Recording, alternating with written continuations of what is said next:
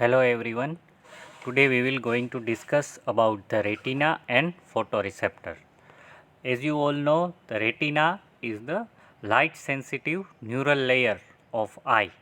Now light sensitive means it sense the light, and as we now all aware that eye is one of the special sense, so we can consider it as a part of sensory system. So in every sensory system there is a receptor, then afferent nerve fiber, okay, which carries the sensation from periphery to center. So here in this case the retina is the neural layer. It means it contains the nerve fibers, and the photoreceptors are the receptors. Okay. So today's specific learning objectives are to know about layers of retina and to know about photoreceptors. So this figure is fundus of eye. If you see the eye through ophthalmoscope, the ophthalmoscope which we had already discussed in previous lecture, so you will see this type of picture. This picture is known as the fundus of eye. Okay. Now this fundus of eye is a interior surface of eye opposite to lens, and it includes the retina, optic disc, macula, and fovea and posterior pole. So retina is the innermost layer of the eye. The optic disc, this yellow part, as you can see, it is the optic disc. It is the part from which the optic nerve arises. Okay, this one is the optic disc. On the center of the retina, there is a one yellow part which is known as the macula, and the centralmost part in macula is somewhat depressed, and that depressed part is known as the fovea, and the centermost part of the fovea is known as fovea centralis. So this is about the fundus of the eye. Apart from this, you can see here, these are the few blood vessels. Okay, and these blood vessels, they includes the arterioles, capillaries, arterioles, veins. Okay, and as if you remember, we had discussed that this is the only place where we can visualize the arterioles. Okay, so fundus of the eye is only a place where we can visualize the arterioles, and in that way it helps in the diagnosis of certain vascular diseases or certain diseases which affect the vessels like hypertension, diabetes. In that case, the examination of the fundus of the eye is important clinically. So this is about the some basic about the fundus of eye. Now the retina, neural layer of eye. So as you all know, and we had discussed in anatomy of the eye, that the retina lies on the inner surface of choroid. Now to revise, eye is made up of three layers from outside to inside. Outermost is sclera, inner middle is choroid, and innermost is retina. So you can see this innermost layer is retina. Okay, and it is a neural layer. It means it is made up of nerve cells or neurons. Okay, and that there is not only one, but there are several nerve cells that we will discuss just later on. What type of nerve cells they forms the neural layers of retina. Okay, this layer, it has a purple tint because the rod cells of retina contain visual purple or rhodopsin. Now rod cells, this is actually a photoreceptors. Okay, that retina is neural layer. It is a sensory part of a sensory system, so it having a receptors, and there are two type of receptors which are known as photoreceptor, and their name are rods and cones. Okay, rod cells or cone cells. So this rod cells, they contain a visual purple. That's why the if you see the retina through ophthalmoscope, you visualize the retina as a purple tint because this retina, this rod cells in the retina contain a pigment which is of purple color and which is known as the visual purple or rhodopsin. Now we will see the layers of retina. Now as you can see, this retina is made up of 9 layers. Okay, so from outside to inside, it means from choroid towards the vitreous humor. If we go from here, this is the outermost layer of retina, and then gradually if we go inside, this one is the innermost. Okay, so from outside to inside, the outermost layer is pigmented layer. The second is layer of photoreceptor. It means photoreceptors name rods and cones, so we call them a layer of rods and cone projecting to the pigment. You can see that these are the rods and cones which are projecting on a pigmented layer. The third one is outer nuclear layer containing the cell body of the rods and cones. So outer nuclear layer, this one, these are the nuclei of rods and cones. Okay, so it forms the outer nuclear layer. Then outer plexiform layer. Now plexiform means form a plexus. Okay, plexus means network of nerve fiber, and here this network is actually formed by synapse between the two cells or more than two cells of retinal neural layer. Okay, here you can see that here is the synapse between rods and this bipolar cells, as well as rods and cones with this horizontal cells.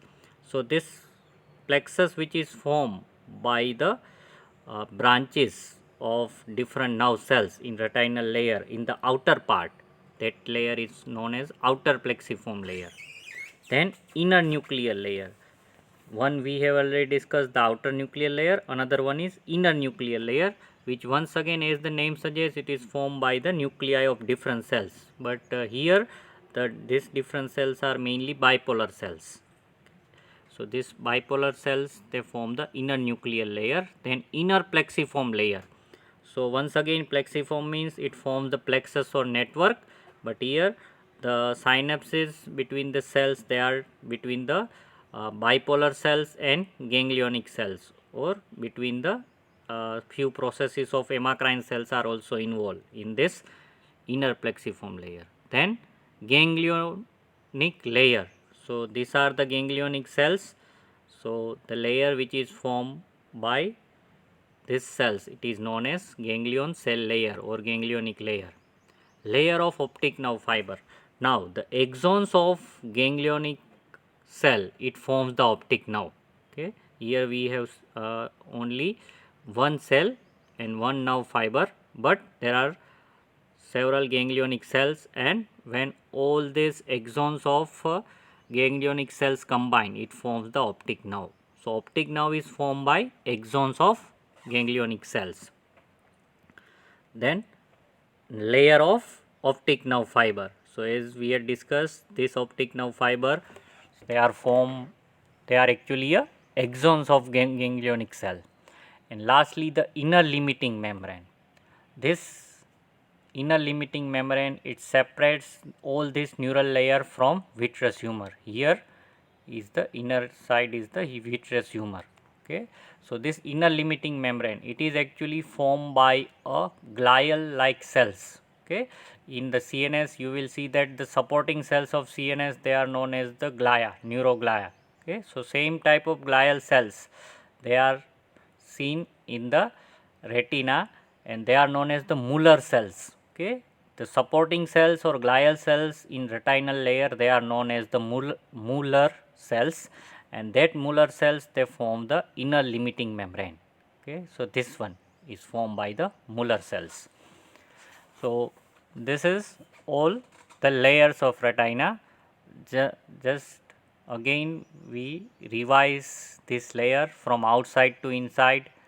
The pigmented layer, layer of pigmented epithelium, layer of rods and cones, outer nuclear layer, outer plexiform layer, inner nuclear layer, inner plexiform layer, ganglionic cell layer, and optic nerve fiber, and inner limiting membrane. Okay.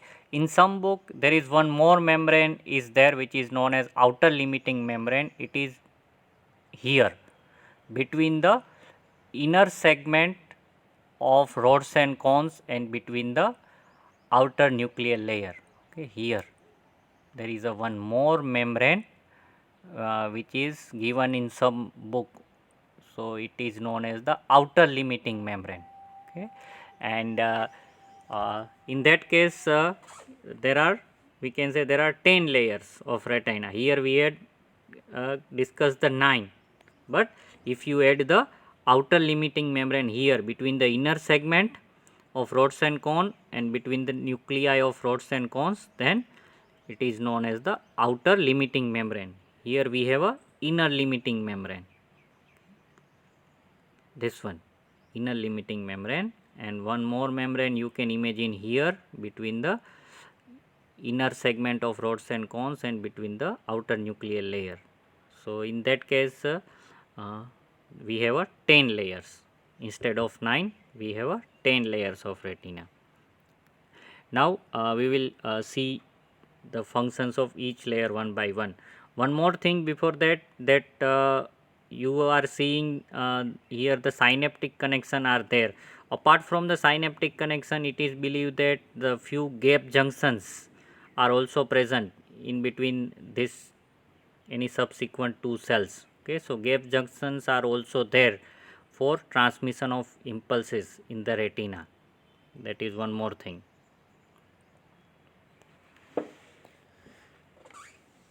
Now this one, in this figure you can see the foveal region of retina and its important in acute vision. Okay.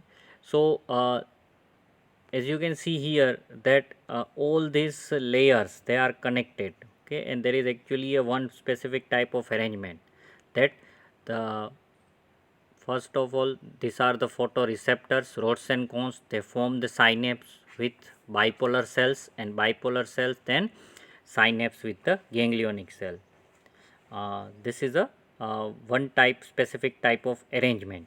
Okay, in between this there are some lateral connection in the outer plexiform layer. That lateral connection is provided by horizontal cell. This H stand for horizontal, and in inner plexiform layer this lateral connection is provided by amacrine cells. This A stand for amacrine cells. Okay, so this type of connections are there, and you can see that there are so many neural plexuses are there. Okay, and so many neural cells are there, and light is actually passing from here to here. Okay, and the photoreceptors are rods and cones. So when the light enter into the eye, it has first passed through all these layers. Okay, and then they are able to stimulate these rods and cones. So when it passing through these layers, naturally there will be a decrease in the sharpness of image. Okay, so but in fovea centralis this arrangement is somewhat different. All these layers they are actually laterally shifted. Okay, and there is a minimum obstruction in the pathway of light rays.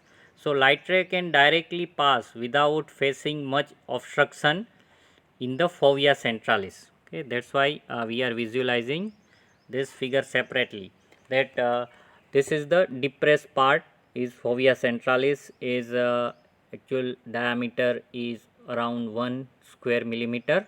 Okay, this is actual diameter of fovea. The centralmost part is only 0.3 millimeter. Okay, that is known as fovea centralis, and this fovea centralis is only made up of cones. The rods are absent. In fovea centralis, rods are absent. It is only made up of cones, while the rest of the retina they are made up of both rods and cones. Okay, and there is only 1:1 connection. It means only one cone connect with one bipolar cells with connect with one ganglionic cell, while in other part it may be that the rod may be connected with more than one bipolar cells, or more than one rod connect with the one bipolar cells. So the ratio in fovea centralis is only 1:1. So this thickness become less, and that's why when the light rays coming from this direction, it has to face less obstruction and directly reach up to the photoreceptor, that is the cone. Okay, because rods are absent in foveal region, particularly in fovea centralis. Okay. So you can also see in this figure that the pink part here is only suggesting the only cones, while the blue part, that is high density of rods and cones, but these are the peripheral retina. Okay, and the yellow part, it is made up of mostly rods. And the optic disc, this part from where the optic nerve arise, the rods and cones both are absent from this optic disc. Okay. This part, yellow part, from where the optic nerve arise. So rods and cones both are absent from this optic disc. So that's why they are not able to process any visual signal.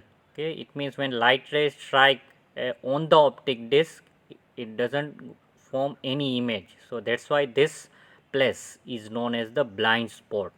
Okay, the place of optic disc is known as the blind spot, because when the light ray fall on optic disc, they are not going to generate any image. So that's why it is known as the blind spot.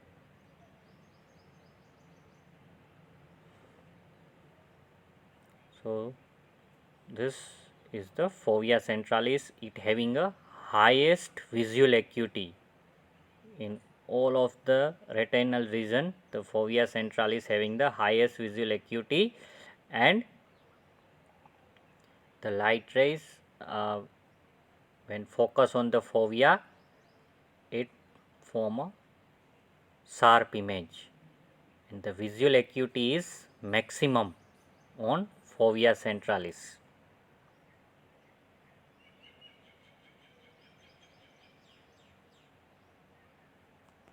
Now we see the importance of each layer one by one.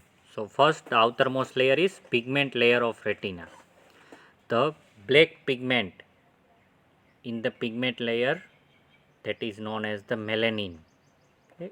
It prevents the light reflection throughout the globe of eyeball. So when light rays, they reach up to the pigmented layer, there is one pigment which is known as the melanin, which absorb the light rays, which absorb the some of the light rays and prevent the light reflection. Now suppose if this melanin is absent, in that case there is a very much light reflection, and because of this the whole eyeball or whole globe of eyeball, uh, it stimulated at once. Okay, and because of the hyperstimulation of all the rods and cones or all the photoreceptors at once, it actually blur the whole image. Okay, because whatever things we are looking or whatever image is formed in our retina is because of the contrast, between light and dark portion of any objects or any image. Okay, suppose all this, if we remove this contrast, then all the things become blur. Okay, so this, to prevent this happen, the melanin pigment is there. That is the importance of melanin pigment. The black pigment melanin in the pigment layer prevents light reflection throughout the globe of eyeball. The importance of melanin in the pigment layer is well illustrated by its absence in albinos. Now this, the person who is suffering from albinism. So this albinos, the people who are hereditary lacking in melanin pigment in all part of their body. So when this person, they go into the bright light, okay, so they person feel difficulty to visualize the things properly, because the bright light when enter into his or her eye, it reflected all over the globes of eyeball, and because all the receptors they are stimulated simultaneously, so there will be no any contrast, all the things become blur. Okay. So that's why they have a difficulty to see in bright sunlight. Okay, albinos they face difficulty to see in bright sunlight. Another importance of pigment layer is that the pigment layer also store large quantity of vitamin A. This vitamin A is exchanged back and forth through the cell membrane of the outer segment of rods and cones, which themselves are embedded in the pigment. Now, the pigment layer also store the vitamin A, and this vitamin A is actually known as the retinol. There is a one particular physical form of retinol that is known as all trans retinol. This retinol is converted into retinal and it exchange with the outer segment of photoreceptors, and this retinal is one of the important constitute of visual pigments.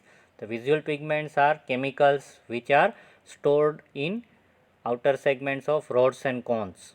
Okay.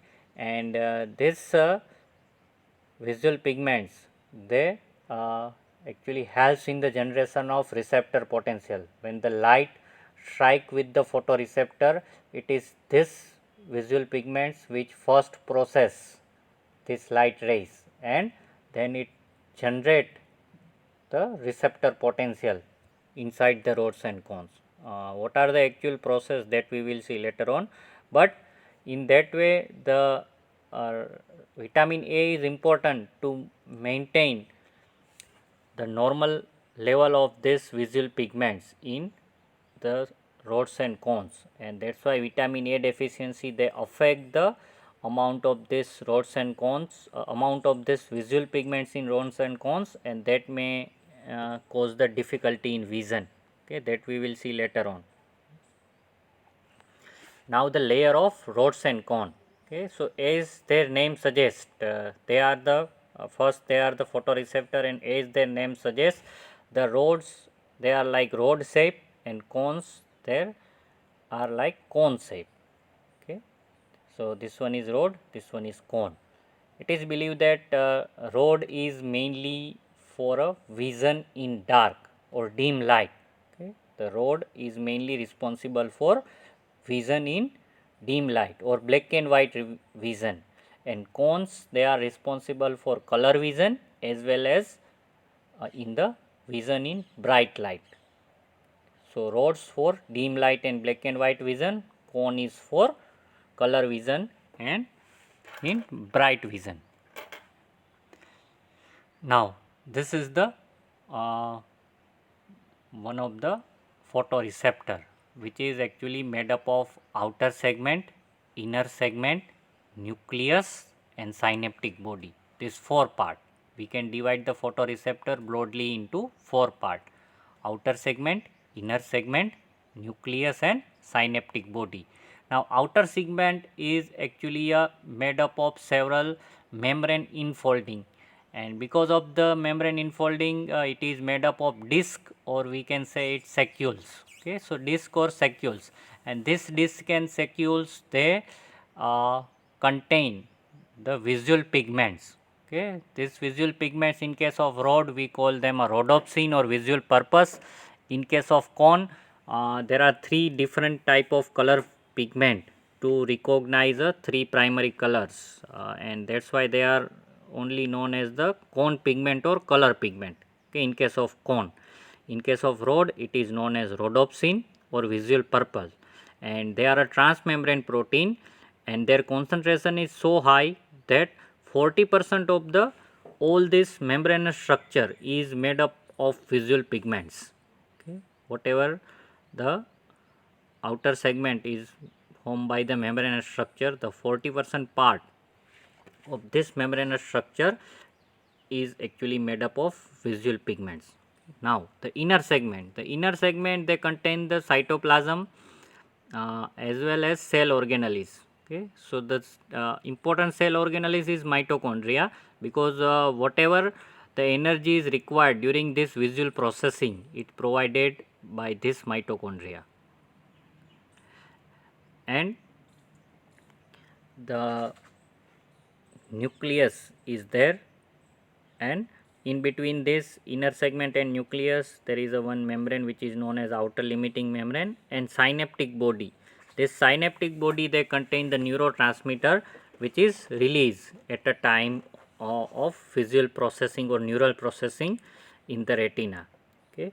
Now this outer segments membrane is continuously going outside, or it is replaced continuously. Okay. So outer part it is shed off, and the new part coming from the inner segment, they take its place, and the shedded off part is actually phagocytosed by the pigmented epithelial layer. So pigmented epithelial layer also having a one more function of that of phagocytosis of the shedded off part of outer segment of photoreceptors. So this is about the importance of structural importance of rods and cones. Now the blood supply of retina, the central retinal artery and choroid. So retina receives their blood supply from mainly two sources. One is the central retinal artery and the choroid. The central retinal artery is running in between the optic nerve. If you remember the anatomy, then the retinal arteries enter into the eyeball in between by passing through the optic nerve. So nutritional blood supply for inner layer of retina is derived from central retinal artery. So all the inner layers of retina, it is supplied by central retinal artery. The outer layer of retina, especially the outer segment of rods and cones, depends mainly on diffusion from choroid blood vessels for their nutrition, especially for oxygen.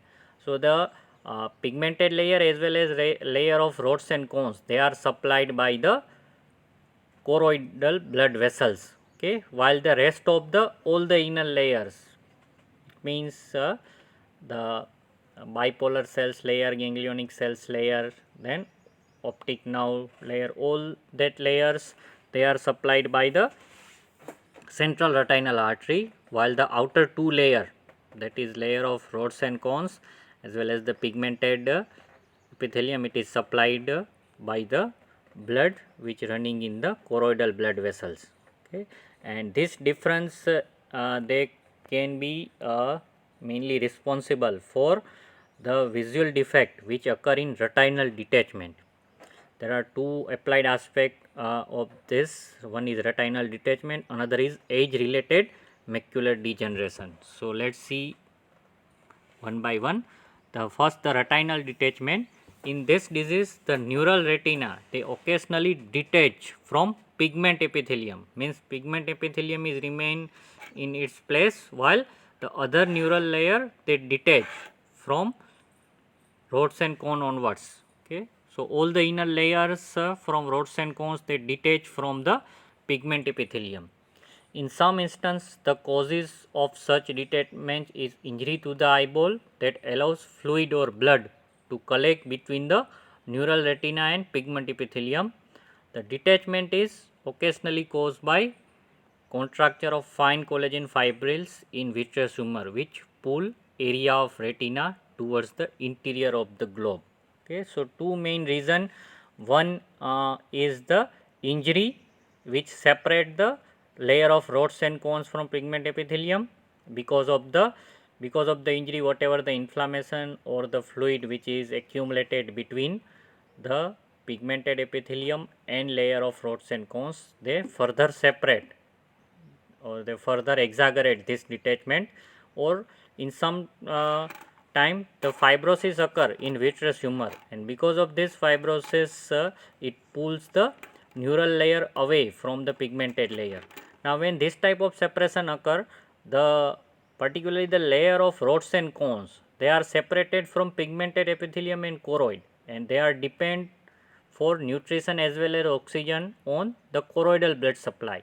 So they are not getting the blood supply properly, and because of this there is a gradual degeneration of rods and cones, and rods and cones are the photoreceptor. They are the main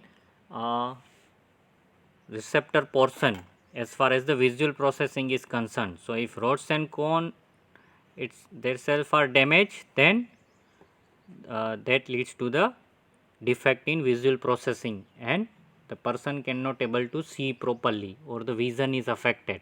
Okay.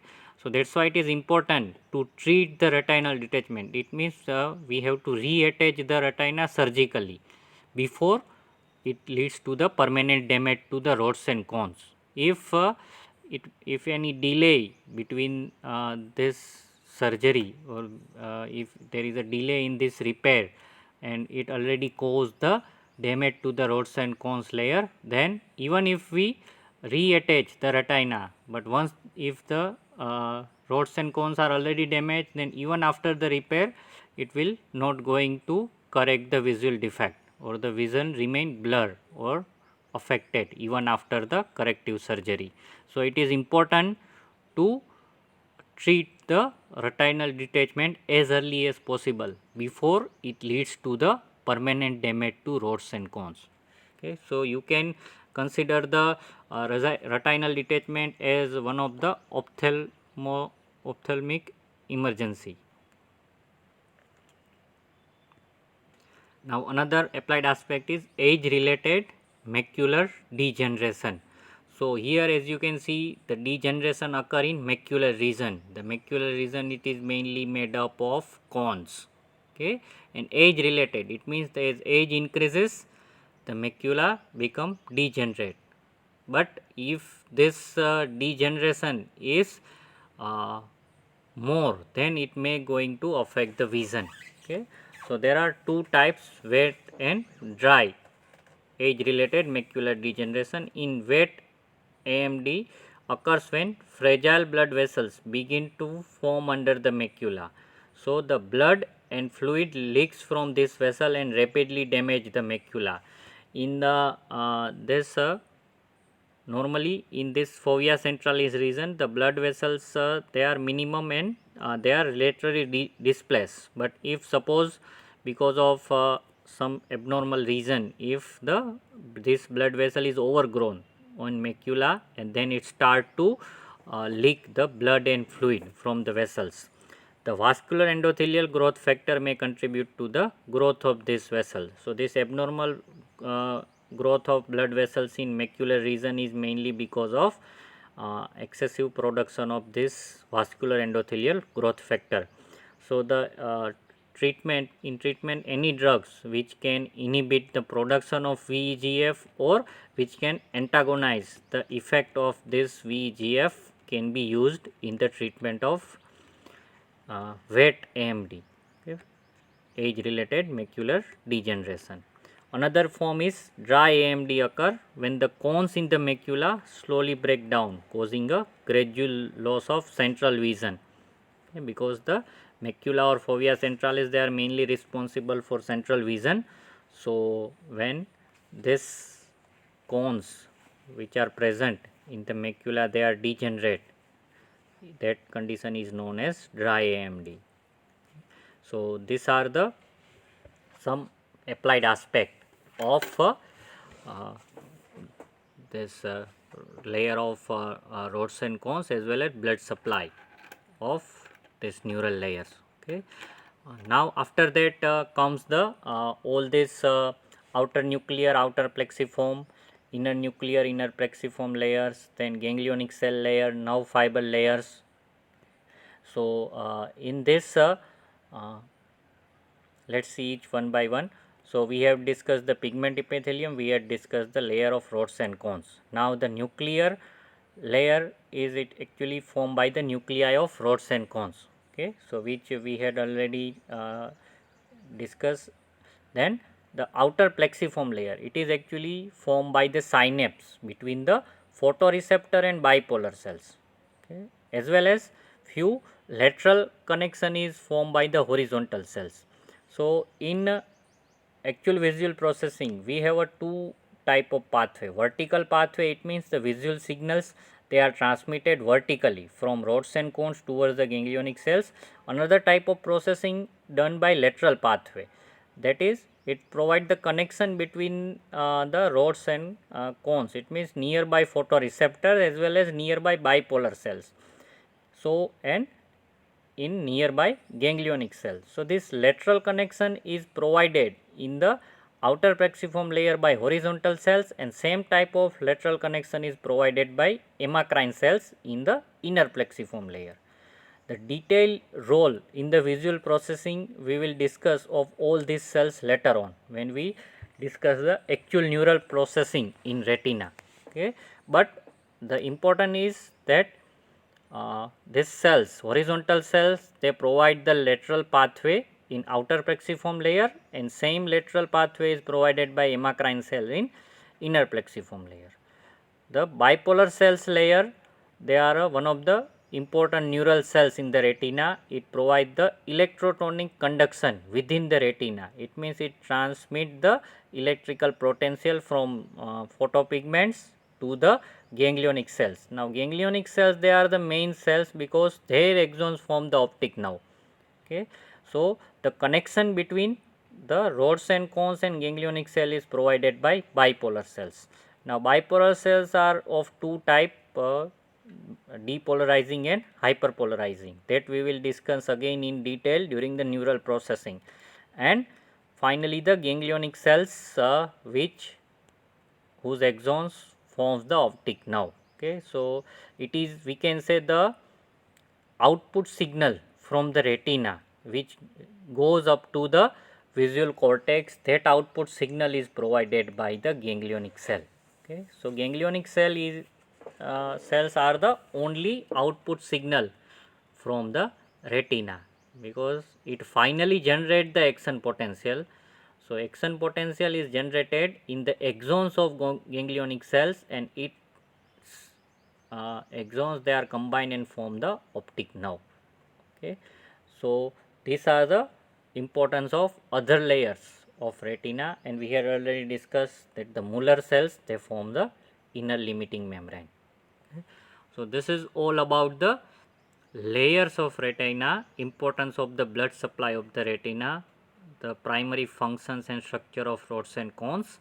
In the next lecture, we will discuss in detail about this visual processing, okay, or visual cycle.